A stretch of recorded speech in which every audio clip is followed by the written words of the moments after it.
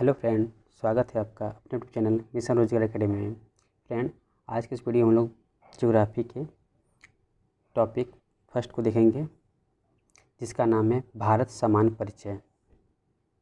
इसमें हम देखेंगे सबसे पहले फिगर में देख रहे हैं कि जो भारत का मैप है उसके उत्तर में लद्दाख है, ये जम्मू कश्मीर है और उसके नीचे हिमाचल प्रदेश, पंजाब, ये चंडीगढ़, उत्तराखंड, हरियाणा, दिल्ली, उत्तर प्रदेश, बिहार, ये सिक्किम है, अरुणाचल प्रदेश, नागालैंड, मणिपुर, मिजोरम, त्रिपुरा, मेघालय, असम, इसके बाद पश्चिम बंगाल, झारखंड, मध्य प्रदेश, राजस्थान, गुजरात, ये महाराष्ट्र है, छत्तीसगढ़ है, उड़ीसा है, तेलंगाना है, यनम है, गोवा है, कर्नाटक है और यहाँ आंध्र प्रदेश, तमिलनाडु और केरल है। ये लक्षद्वीप है और अंडमान निकोबार द्वीप समूह है। ठीक है, ये तो सभी लोग जानते हैं। बात करते हैं इसकी अवस्थिति के बारे में। तो अक्षांशीय दृष्टि से भारत की अवस्थिति उत्तरी गोलार्ध में तथा देशांतरी दृष्टि से पूर्वी गोलार्ध में है। आप यहाँ पे मैप से देख सकते हैं। अक्षांश की बात करते हैं तो जो ऐसे लाइनिंग खींची जाती है ऊपर की तरफ, तो ये अक्षांश कहलाती है। तो अक्षांशीय विस्तार यहाँ से आप देख सकते हैं, अक्षांशीय विस्तार है 8 डिग्री 4 मिनट उत्तर से यहाँ तक है 37 डिग्री 6 मिनट उत्तर तक। और इसका देशांतरी विस्तार 68 डिग्री 7 मिनट से 97 डिग्री 25 मिनट यहाँ, ये ऐसे। ठीक है, और इसकी लंबाई चौड़ाई की बात देखते हैं तो यहाँ से की चौड़ाई 2933 किलोमीटर और इसकी उत्तर से दक्षिण की चौड़ाई जो है 3214 किलोमीटर है। तो अवस्थिति अक्षांशीय दृष्टि से भारत की अवस्थिति उत्तरी गोलार्ध में तथा देशांतरी दृष्टि से पूर्वी गोलार्ध में है। अक्षांशीय विस्तार इसका 6 डिग्री 45 मिनट उत्तरी अक्षांश से 37 डिग्री 6 मिनट उत्तरी अक्षांश है और इसका देशांतरी विस्तार जो है 68 डिग्री 7 मिनट पूर्वी देशांतर से 97 डिग्री 25 मिनट पूर्वी देशांतर तक है। भारत का सबसे उत्तरी बिंदु जो है इंदिरा कॉल है। भारत का सबसे उत्तरी बिंदु इंदिरा कॉल को माना जाता है, जो लद्दाख में है। सबसे दक्षिणी बिंदु इंदिरा पॉइंट, जो अंडमान निकोबार द्वीप समूह के ग्रेट निकोबार द्वीप में का दक्षिणी बिंदु है। सबसे दक्षिणी बिंदु जो है अंडमान निकोबार द्वीप समूह के ग्रेट निकोबार द्वीप का दक्षिणी बिंदु है।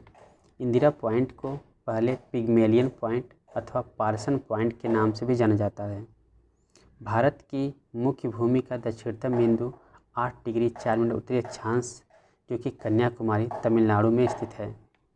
यदि मुख्य भूमि की बात किया जाएगा तो भारत का मुख्य भूमि का दक्षिणतम बिंदु कौन है, तो कन्याकुमारी है, जो कि तमिलनाडु पर है।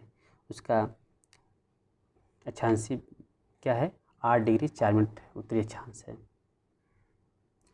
इंदिरा कॉल लद्दाख केंद्र शासित प्रदेश में साल्तोरॉस श्रृंखला के उत्तरी हिस्से में है। इसके दक्षिणी भाग में सियाचिन ग्लेशियर एवं उत्तरी भाग में उरुडोक ग्लेशियर स्थित है। तो जो इंदिरा कॉल है, जो कि लद्दाख के शासित प्रदेश में स्थित है, यह साल्तोरॉस श्रृंखला के उत्तरी हिस्से में स्थित है। इसके दक्षिणी भाग में सियाचिन ग्लेशियर और उत्तरी भाग में उरुडोक ग्लेशियर स्थित है। कॉल पर्वतीय दर्रा को कहते हैं। कॉल जो है पर्वतीय दर्रा को कहते हैं। यह मान लीजिए इस तरीके से जो पर्वतीय है इलाका होता है, तो वहाँ पर ऐसे कटाव, यानी कि इस तरीके के भाग को कॉल कहते हैं।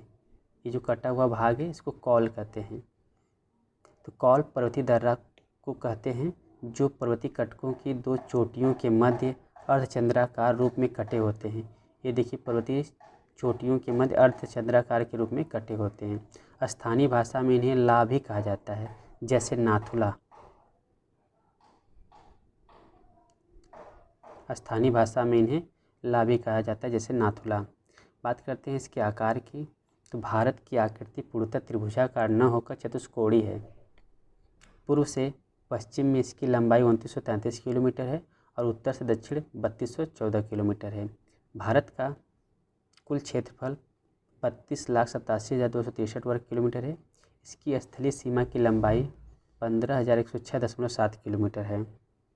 तथा समुद्र तट की कुल लंबाई जो है 7516.6 किलोमीटर है। इसमें मुख्य भूमि लक्षद्वीप समूह, अंडमान निकोबार द्वीप समूह की तटीय लंबाई भी शामिल है।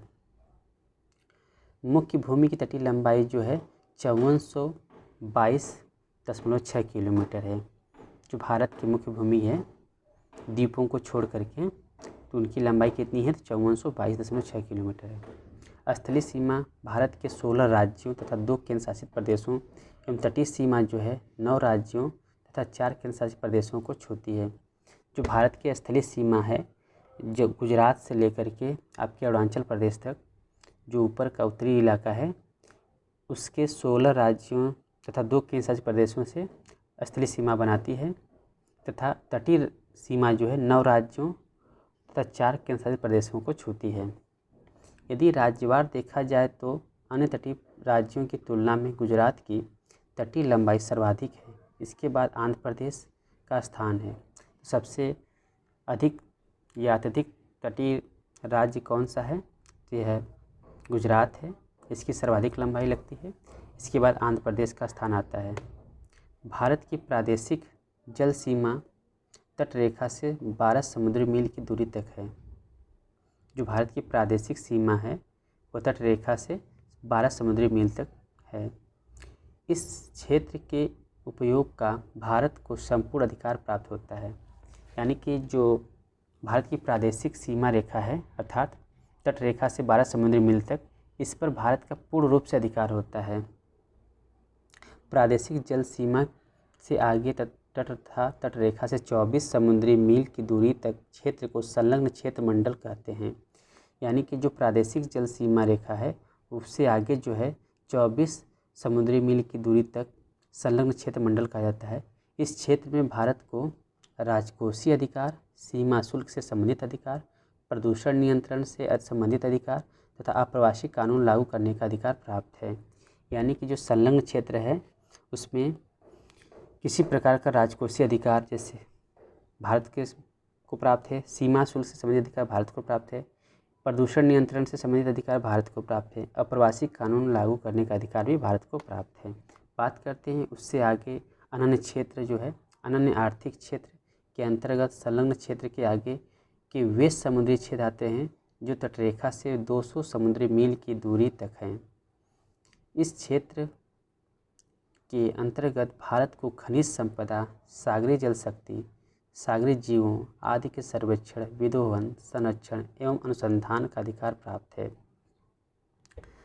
तो अनन्य आर्थिक क्षेत्र जो कि तटरेखा से 200 समुद्री मील की दूरी तक है, इस पर भारत को खनिज संपदा, सागरीय जल शक्ति, सागरीय जीवों आदि के सर्वेक्षण, विदोहन, संरक्षण एवं अनुसंधान अधिकार भारत को प्राप्त है।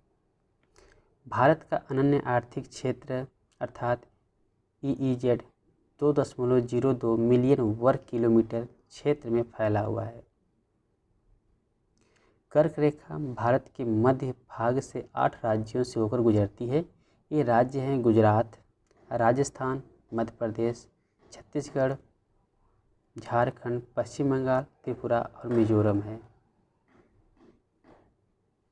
जो कर्क रेखा है भारत के गुजरात, राजस्थान, मध्य प्रदेश, छत्तीसगढ़, झारखंड, पश्चिम बंगाल, त्रिपुरा और मिजोरम से होकर गुजरती है। भारत का देशांतरी विस्तार अधिक है, अतः इसे 2 समय मेखलाओं में बांटा जा सकता था, लेकिन इससे प्रशासनिक एवं अन्य कार्यों में कठिनाई आती। इससे बचने के लिए 82.5 डिग्री पूर्व देशांतर रेखा को देश का मानक यामोत्तर माना गया है। जो देशांतर रेखाएं होती हैं उन्हीं को यामोत्तर कहा जाता है। तो 82.5 डिग्री पूर्वी देशांतर को मानक यामोत्तर माना गया है। यह मानक यामोत्तर उत्तर प्रदेश के मिर्ज़ापुर से होकर गुजरती है, कहीं कहीं उत्तर प्रदेश के नैनी से होकर गुजरती है, ऐसा भी देखने को मिलता है। भारतीय मानक समय अर्थात IST Indian standard time, Greenwich mean time अर्थात GMT से 5.5 घंटा आगे है। यानी कि जो GMT है, मान लीजिए GMT 0 डिग्री यहाँ पर होता है और भारत यहाँ पर कहीं है, तो यह इससे 5-5.5 घंटा आगे है। भारत की मानक यामोत्तर रेखा 82.5 डिग्री पूर्वी देशांतर उत्तर प्रदेश के अलावा मध्य प्रदेश, छत्तीसगढ़, उड़ीसा तथा आंध्र प्रदेश से गुजरती है। तो जो भारत की मानक समय रेखा है वह 5 राज्यों से गुजरती है। उत्तर प्रदेश से गुजरती है, छत्तीसगढ़ से, उड़ीसा से, आंध्र प्रदेश से और मध्य प्रदेश से गुजरती है। याद करने के लिए 3 ठो प्रदेश याद कर लीजिए, उत्तर प्रदेश, मध्य प्रदेश और आंध्र प्रदेश, और बीच में छत्तीसगढ़, उड़ीसा को याद कर लीजिए। इस प्रकार यह भारत के 5 राज्यों से गुजरती है। मानक यामोत्तर रेखा 82.5 डिग्री ईस्ट एवं कर्क रेखा 23 डिग्री नॉर्थ भारत में छत्तीसगढ़ राज्य के अंतर्गत कोरिया जिला में मिलती है। यानी कि जो भारत का मानक समय रेखा है और कर्क रेखा दोनों एक दूसरे को कहाँ पर काटती हैं? छत्तीसगढ़ राज्य के कोरिया जिला में मिलती है, काटती है। ऐसा भी क्वेश्चन देखने को मिल सकता है। यह स्थान बैकुंठपुर से थोड़ा उत्तर में स्थित है। जहाँ पर मानक समय रेखा और कर्क रेखा एक दूसरे को काटती हैं, वह स्थान कौन सा है? तो बैकुंठपुर है। कहाँ पर है? छत्तीसगढ़ राज्य के कोरिया जिला में। यह भारत का कर्क रेखा है और यह जो है मानक समय रेखा है। तो यह स्थान जहाँ पे काटती है यह छत्तीसगढ़ का कोरिया जिला है। यहीं पर बैकुंठपुर स्थान स्थित है। मध्य प्रदेश और छत्तीसगढ़ ऐसे 2 राज्य हैं जहाँ से कर्क रेखा और मानक यामोत्तर दोनों गुजरते हैं। तो कर्क रेखा भी छत्तीसगढ़ और मध्य प्रदेश से गुजरती है और मानक समय रेखा भी छत्तीसगढ़ और मध्य प्रदेश से गुजरती है। तो मध्य प्रदेश और छत्तीसगढ़ ऐसे केवल 2 राज्य हैं जहाँ से कर्क रेखा और मानक यामोत्तर रेखा दोनों गुजरते हैं। प्रशासनिक संगठन के बारे में बात करते हैं। तो वर्तमान में भारत में 28 राज्य और 8 केंद्र शासित प्रदेश हैं।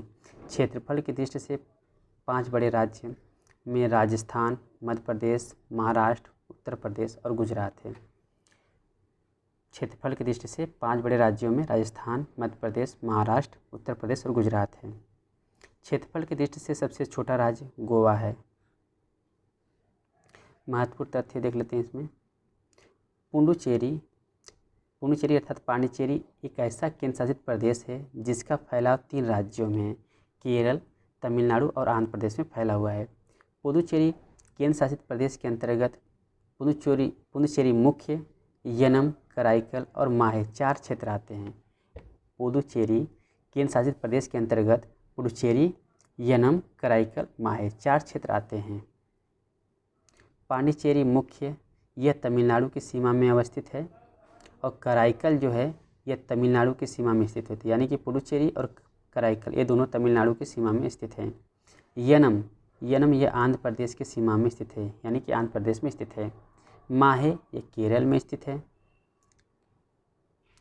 ज्ञातव्य हो कि पुडुचेरी केंद्र शासित प्रदेश के अंतर्गत आने वाले उपयुक्त 4 क्षेत्रों आज़ादी के पूर्व फ्रांसीसी बस्ती थे। ये चारों क्षेत्र जो है आज़ादी के पूर्व फ्रांसीसी बस्ती थे, जिनका 1 नवंबर 1954 को भारत में विधिवत विलय हो गया। आज़ादी के बाद भी ये फ्रांसीसी बस्ती थे, जिनका 1 नवंबर 1954 को भारत में विधिवत विलय किया गया। बात करते हैं तेलंगाना की। तेलंगाना 2 जून 2014 को आंध्र प्रदेश के 10 उत्तर पश्चिम जिलों को उससे अलग करते हुए भारत में एक नए राज्य तेलंगाना का गठन किया गया था। प्रशासनिक अनुबंधों के तहत 10 वर्षों तक हैदराबाद, आंध्र प्रदेश तथा तेलंगाना दोनों की संयुक्त राजधानी होगी। जनवरी 2020 में आंध्र प्रदेश की विधानसभा द्वारा राज्य के विकेंद्रीकृत एवं समावेशी विकास के लिए 3 राजधानियों के गठन से संबंधित कानून पारित किए गए। इस कानून के अनुसार आंध्र प्रदेश की कार्यपालिका राजधानी विशाखापट्टनम, विधायिका राजधानी अमरावती तथा न्यायपालिका राजधानी कुर्नूल होगी। तो आंध्र प्रदेश की 3 राजधानियाँ रहेंगी, जिसमें कार्यपालिका राजधानी विशाखापट्टनम, विधायिका राजधानी अमरावती, न्यायपालिका राजधानी कुर्नूल होगी। इसका मतलब है कि आंध्र प्रदेश का सचिवालय विशाखापत्तनम, विधानसभा अमरावती और उच्च न्यायालय कुर्नूल होगा। तेलंगाना 4 राज्यों से घिरा एक भू आवेष्टित अर्थात लैंडलॉक्ड राज्य है, जिसके पूर्व एवं दक्षिण में आंध्र प्रदेश, उत्तर पूर्व में छत्तीसगढ़, उत्तर एवं पश्चिम उत्तर में महाराष्ट्र, पश्चिम में कर्नाटक राज्य अवस्थित है। तेलंगाना का क्षेत्रफल 1,12,077 वर्ग किलोमीटर है। वर्तमान में यहाँ 31 ज़िले हैं। तेलंगाना में वर्तमान में 31 ज़िले हैं। 2011 की जनगणना के अनुसार इसकी जनसंख्या 350.4 लाख है। इसका जनघनत्व 312 व्यक्ति प्रति वर्ग किलोमीटर है। दशकीय जनसंख्या वृद्धि दर 2001 से 11 के मध्य 13.58% है और इसका लिंगानुपात, तेलंगाना का लिंगानुपात 988 है तथा साक्षरता 66.54% है। राष्ट्रीय राजधानी क्षेत्र नेशनल कैपिटल रीजन अर्थात NCR। राष्ट्रीय राजधानी क्षेत्र NCR की संकल्पना 1950 के दशक में ही आकार लेने लगी थी। वस्तुतः आज़ादी के बाद से ही दिल्ली शहर की जनसंख्या वृद्धि दर बहुत ज़्यादा रही है। 1950 से आज तक दिल्ली की दशकीय जनसंख्या वृद्धि दर लगातार 50% के आसपास रही है। इस वृद्धि का मूल कारण रोजगार, शिक्षा, स्वास्थ्य सुविधाओं की तलाश में लोगों का दिल्ली की ओर पलायन है। ऐसे लोग न सिर्फ दिल्ली से सटे राज्यों से आते हैं वरन बिहार, झारखंड, मध्य प्रदेश के अलावा सुदूर उत्तर पूर्वी राज्यों से भी आते हैं। दिल्ली में अप्रत्याशित जनसंख्या वृद्धि दर के कारण यहाँ आवास, परिवहन, जल निकासी, पेयजल आदि से संबंधित अनेक समस्याएं गंभीर रूप लेने लगी है। इस आलोक में सरकार द्वारा दिल्ली के नियोजन की प्रादेशिक स्तर पर आवश्यकता महसूस की गई। इसके लिए 1956 में पहली बार एक अंतरिम सामान्य योजना लाई गई, जिसमें कहा गया कि दिल्ली क्षेत्र के बाह्य विकेंद्रीकरण हेतु गंभीरता से प्रयास किए जाने की ज़रूरत है। सन 1961 में इसके लिए भारत सरकार के गृह मंत्रालय द्वारा एक उच्च स्तरीय बोर्ड का गठन किया गया। सन 1962 के दिल्ली मास्टर प्लान में प्रादेशिक स्तर पर दिल्ली के नियोजन पर बल दिया गया। सन 1973 में केंद्रीय निर्माण एवं आवास मंत्रालय द्वारा एक उच्च स्तरीय बोर्ड का गठन किया गया। सन 1985 में राष्ट्रीय राजधानी क्षेत्र बोर्ड अधिनियम 1985 लाया गया तथा इसके तहत राष्ट्रीय राजधानी क्षेत्र योजना बोर्ड का गठन किया गया। केंद्र सरकार के निर्माण एवं आवास मंत्री को बोर्ड का अध्यक्ष बनाया गया तथा हरियाणा, राजस्थान एवं उत्तर प्रदेश राज्य के मुख्यमंत्री को और संघ राज क्षेत्र दिल्ली के प्रशासक को बोर्ड का सदस्य बनाया गया। बोर्ड का कार्य राष्ट्रीय राजधानी क्षेत्र दिल्ली के विकास के लिए ऐसी योजना का निर्माण करना था जिससे राष्ट्रीय राजधानी क्षेत्र दिल्ली में भूमि के उपयोग, नियंत्रण तथा अवसंरचनात्मक विकास के लिए सामंजस्यपूर्ण नीतियां बनाई जा सके। बोर्ड का कार्य योजना के निर्माण के अलावा उसका कार्यान्वयन तथा निरीक्षण करना भी था ताकि उस क्षेत्र के अव्यवस्थित विकास को रोका जा सके। राष्ट्रीय राजधानी क्षेत्र NCR के अंतर्गत राष्ट्रीय राजधानी प्रदेश अर्थात NCT, दिल्ली संघ राज क्षेत्र के साथ हरियाणा, उत्तर प्रदेश एवं राजस्थान के क्षेत्र को शामिल किया गया है। अर्थात दिल्ली NCR में हरियाणा, उत्तर प्रदेश एवं राजस्थान के क्षेत्रों को शामिल किया गया है। NCT दिल्ली की सर्वाधिक सीमा रेखा हरियाणा राज्य से मिलती है। तो दिल्ली की सबसे अधिक सीमा जो है हरियाणा राज्य से मिलती है। अतः हरियाणा के सर्वाधिक 12 जिलों को इसमें शामिल किया गया है। तो दिल्ली NCR में हरियाणा के 12 जिलों को शामिल किया गया है। इसके बाद उत्तर प्रदेश के 8 जिलों को इसके अंतर्गत शामिल किया गया है। हाल में 8वें जिले के तहत शामली को शामिल किया गया है। तो उत्तर प्रदेश के शामली जिले को NCR में शामिल किया गया है, जो उत्तर प्रदेश का 8वां जिला है। यह ध्यान देने योग्य है कि राजस्थान की सीमा रेखा NCT दिल्ली से नहीं जुड़ी हुई है। इसके बावजूद इसके 2 जिलों अर्थात अलवर, भरतपुर को एनसीआर के अंतर्गत शामिल किया गया है। दिल्ली की सीमा राजस्थान से नहीं लगी हुई, फिर भी राजस्थान के 2 जिलों को इसमें शामिल किया गया है। कौन कौन से हैं? तो वह अलवर है और भरतपुर हैं। बात करते हैं जम्मू और कश्मीर तथा लद्दाख केंद्र शासित प्रदेश। जम्मू और कश्मीर तथा केंद्र शासित प्रदेश लद्दाख के बारे में।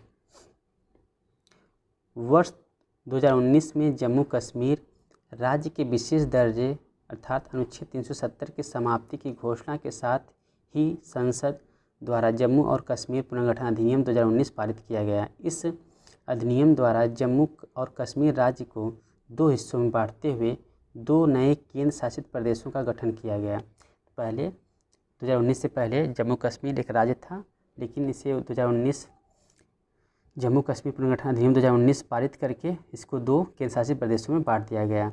एक हिस्से का नाम लद्दाख संघ राज्य क्षेत्र रखा गया, जिसके तहत कारगिल और लेह जिलों के भूभाग को शामिल किया गया है। तो लद्दाख ज़िले में कारगिल और लेह जिले के भूभाग को शामिल किया गया।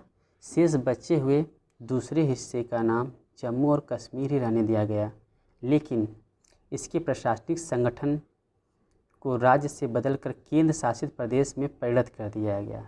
यानी कि पहले राज्य था, अब इसे केंद्र शासित प्रदेश में शामिल कर दिया गया। इस प्रकार जम्मू और कश्मीर राज्य वर्तमान में जम्मू कश्मीर केंद्र शासित प्रदेश तथा लद्दाख केंद्र शासित प्रदेश में बदल गए हैं।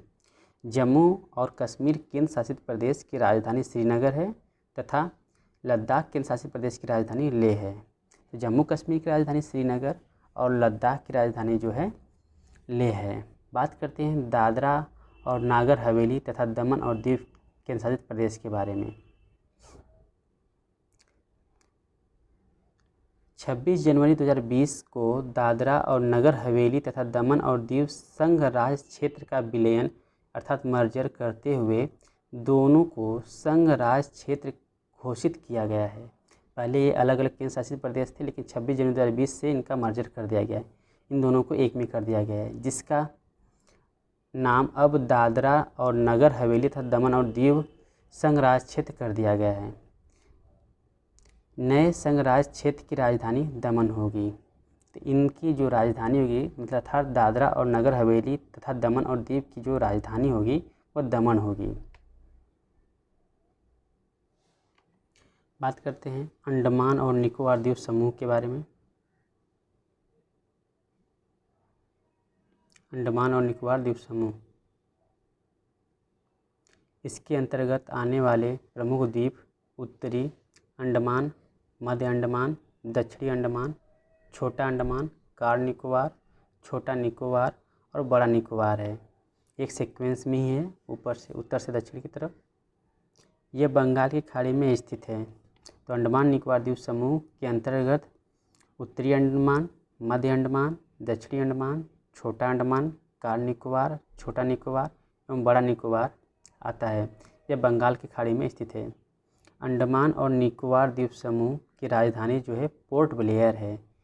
यह पोर्ट ब्लेयर जो दक्षिणी अंडमान द्वीप पर स्थित है। तो अंडमान निकोबार द्वीप की राजधानी कहाँ है? पोर्ट ब्लेयर है। पोर्ट ब्लेयर किस द्वीप पर स्थित है? दक्षिणी अंडमान पर स्थित है। भारत का दक्षिणतम बिंदु इंदिरा पॉइंट ये ग्रेट निकोबार द्वीप का दक्षिणी बिंदु है। जो ग्रेट निकोबार है उसका दक्षिणी बिंदु है। बैरन द्वीप, बैरन द्वीप जो भारत का एकमात्र जागृत ज्वालामुखी है, यह मध्य अंडमान के पूर्वी भाग में स्थित है। नारकोंडम द्वीप, नारकोंडम द्वीप यह उत्तरी अंडमान के उत्तर पूर्वी भाग में स्थित एक ज्वालामुखी द्वीप है। बात करते हैं 10 डिग्री चैनल की। तो यह अंडमान को निकोबार से अलग करता है। 10 डिग्री चैनल अंडमान को निकोबार से अलग करता है। डंकन दर्रा दक्षिणी अंडमान और लघु अंडमान के बीच स्थित है। कोको स्ट्रेट जो है यह कोको द्वीप समूह अर्थात म्यांमार एवं उत्तरी अंडमान के मध्य स्थित है। स्ट्रेट, स्ट्रेट क्या होता है? स्ट्रेट या जल संधि या जलडमरू मध्य उस संकीर्ण सागरीय क्षेत्र को कहते हैं जो 2 बड़े समुद्री क्षेत्र को जलखंड द्वारा अलग जोड़ता है। मान लीजिए यह जो आपका एरिया है यह समुद्र है और यह भी समुद्र है। यहाँ पे कोई द्वीप है, यहाँ कोई द्वीप। यह जो भाग जोड़ता है इन दोनों जल राशियों, बड़ी जल राशियों को जो जोड़ता है, इन्हें हम स्ट्रेट कहते हैं। ठीक है, तो दो बड़ी राशियों को जोड़ने वाला जलखंड क्या कहलाता है? स्ट्रेट कहलाता है। अंडमान निकोबार द्वीप समूह मरकत द्वीप अर्थात एमराल्ड आइलैंड के नाम से भी जाना जाता है। तो अंडमान निकोबार द्वीप समूह को मरकत द्वीप भी कह सकते हैं या एमराल्ड आइलैंड के नाम से भी जाना जाता है। बात करते हैं 6 डिग्री चैनल या ग्रेट चैनल के बारे में। तो ग्रेट चैनल भारत अर्थात इंदिरा पॉइंट तथा इंडोनेशिया रोंडो द्वीप के मध्य स्थित है। ग्रेट चैनल किन के मध्य स्थित है? इंदिरा पॉइंट और रोंडो द्वीप के मध्य स्थित है या भारत और इंडोनेशिया के मध्य स्थित है। रोंडो द्वीप के दक्षिण में इंडोनेशिया का सुमात्रा द्वीप स्थित है। बात करते हैं लक्षद्वीप की। तो लक्षद्वीप प्रवाल भित्ति द्वारा निर्मित द्वीपों का समूह है जो अरब सागर में स्थित है। लक्षद्वीप का निर्माण प्रवाल भित्तियों द्वारा हुआ है। प्रवाल भित्ति क्या होते हैं? कोरल रीफ एक तरह का जीव होता है जो समुद्र में होते हैं और वे एक जीव प्रकाश संश्लेषण की क्रिया द्वारा अपना भोजन का निर्माण करते हैं और जो जीव मर जाते हैं उन्हीं पर दूसरे जीव की उत्पत्ति हो जाती है। ऐसे करके मान लीजिए यह जीव है, यह जीव है, ये दोनों प्रकाश संश्लेषण क्रिया किए और इनकी डेथ हो गई तो इसके ऊपर एक और जीव हो जाएगा और ऐसे बनाते बनाते कोरल रीफ द्वारा प्रवाल भित्ति द्वारा एक द्वीप का निर्माण कर देंगे। तो इन्हीं से निर्माण हुआ लक्षद्वीप की। बात करते हैं 8 डिग्री चैनल की। तो 8 डिग्री चैनल मिनिकॉय एवं मालदीव के बीच स्थित है। 9 डिग्री चैनल मिनिकॉय को मुख्य लक्षद्वीप समूह से अलग करता है। पाक स्ट्रेट अर्थात पाक जलमग्न तमिलनाडु और श्रीलंका के मध्य स्थित है। यह बंगाल की खाड़ी एवं पाक की खाड़ी को आपस में जोड़ती है तथा श्रीलंका के जाफना प्रायद्वीप को भारत की मुख्य भूमि से अलग करती है। तो पाक स्टेट या पाक जलमग्न तमिलनाडु और श्रीलंका के मध्य स्थित है। ये बंगाल की खाड़ी एवं पाक की खाड़ी को आपस में जोड़ती है तथा श्रीलंका के जाफना प्रायद्वीप को भारत की मुख्य भूमि से अलग करती है। आदम ब्रिज या आदम पुल यह तमिलनाडु और श्रीलंका के मध्य स्थित है। पंबन द्वीप आदम ब्रिज का ही हिस्सा है। रामेश्वरम पंबन द्वीप पर अवस्थित है। तो रामेश्वरम कहाँ स्थित है? पंबन द्वीप पर स्थित है। पंबन द्वीप के दक्षिण पूर्वी हिस्से में श्रीलंका से पहले भारतीय का अंतिम गांव धनुषकोडी है। तो जो भारत का अंतिम गांव जो श्रीलंका के मध्य कौन सा है? धनुषकोडी है। यह 3 ओर से समुद्र से घिरा है। 22 दिसंबर 1964 की आधी रात में आए अत्यंत विनाशकारी चक्रवात से पूरे धनुषकोडी को नेस्तनाबूद कर दिया तथा वहां रहने वाले लगभग 1800 लोगों की जान ले ली।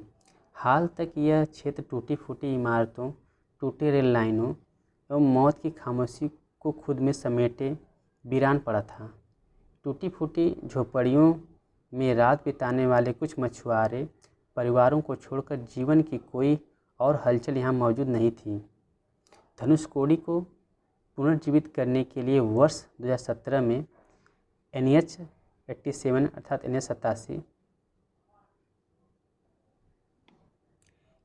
NH87 को रामेश्वरम से धनुषकोडी के अंतिम छोर तक बढ़ाया गया। इससे सैलानियों का आवागमन यहाँ बढ़ेगा तथा जीवन के नए अंकुर प्रस्फुटित हो सकेंगे। बात करते हैं आदम ब्रिज के बारे में। तो आदम ब्रिज के उत्तर में पाक की खाड़ी एवं दक्षिण में मन्नार की खाड़ी स्थित है। भारत की सीमाएं की भी चर्चा कर लेते हैं। ग्लोब पर भारत की अवस्थिति दक्षिण एशिया में है। क्षेत्रफल और जनसंख्या दोनों दृष्टि से भारत दक्षिण एशिया का सबसे बड़ा देश है। भारत की सीमा से सटे पड़ोसी देशों की संख्या 7 है। तो जो भारत के सीमा से सटे पड़ोसी देशों की संख्या कितनी है? तो 7 है। भारत के 16 राज्य एवं 2 केंद्रशासित प्रदेश पड़ोसी देशों की स्थलीय सीमाओं से जुड़े हुए हैं। 16 राज्य एवं 2 केंद्रशासित प्रदेश जो हैं पड़ोसी देशों के स्थलीय सीमाओं से जुड़े हुए हैं। बात करते हैं रेडक्लिफ रेखा की। यह भारत पाकिस्तान एवं भारत बांग्लादेश के बीच स्थित सीमा रेखा है। तो रेडक्लिफ रेखा जो है भारत पाकिस्तान और भारत बांग्लादेश के बीच स्थित है। भारत और पाकिस्तान के बीच सीमा का निर्धारण 1947 में सर सिरिल रेडक्लिफ द्वारा किया गया, चूँकि बांग्लादेश उस समय पूर्वी पाकिस्तान था, अतः भारत बांग्लादेश सीमा का निर्धारण भी रेड क्लिफ रेखा से होता है। मैकमोहन रेखा, भारत चीन के बीच की सीमा रेखा को मैकमोहन रेखा कहा जाता है। इस सीमा रेखा का निर्धारण 1914 में सर हेनरी मैकमोहन द्वारा किया गया। बात करते हैं डुरंड रेखा की। भारत अफगानिस्तान के बीच की सीमा रेखा है। इस सीमा का निर्धारण 1896 में सर मोर्टिमर डुरंड द्वारा किया गया था। चूँकि उस समय भारत एवं पाकिस्तान एक थे, इसलिए वर्तमान में पाकिस्तान और अफगानिस्तान के बीच सीमा रेखा का निर्धारण भी डुरंड रेखा द्वारा होता है। भारत और अफगानिस्तान की सीमा रेखा काफ़ी छोटी है। यह वर्तमान में पाक अधिकृत कश्मीर अर्थात पीओके एवं अफगानिस्तान के बीच की सीमा रेखा का निर्धारण करती है। बात करते हैं पीओके की अर्थात पाक ऑक्यूपाइड कश्मीर की।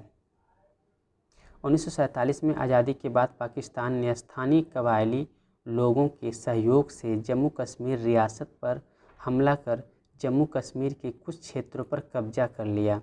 बाद में जम्मू कश्मीर रियासत ने भारत में विलय की घोषणा की, लेकिन मामला चूँकि यूएनओ चला गया, अतः भारत ने आक्रमण पर कब्जे वाले क्षेत्र को पुनः भारत में नहीं मिलाया। इस प्रकार जम्मू कश्मीर का यह हिस्सा भारत का होते हुए भी पाकिस्तान के कब्जे में है, जिसे हम पाक अधिकृत कश्मीर अर्थात पाक ऑक्यूपाइड कश्मीर पीओके के नाम से जानते हैं। भारत में 19 राज्य तथा 4 केंद्र शासित प्रदेश भू आवेशित हैं अर्थात लैंडलॉक्ड हैं। भारत में 19 राज्य और 4 केंद्र शासित प्रदेश लैंडलॉक हैं अर्थात इनकी सीमा किसी देश से नहीं लगती है। इनमें 14 राज्यों एवं 2 केंद्र शासित प्रदेशों की सीमा अंतर्राष्ट्रीय सीमा बनाती है, जबकि 5 राज्यों एवं 2 केंद्र शासित प्रदेशों की सीमा अंतर्राष्ट्रीय सीमा को नहीं छूती है।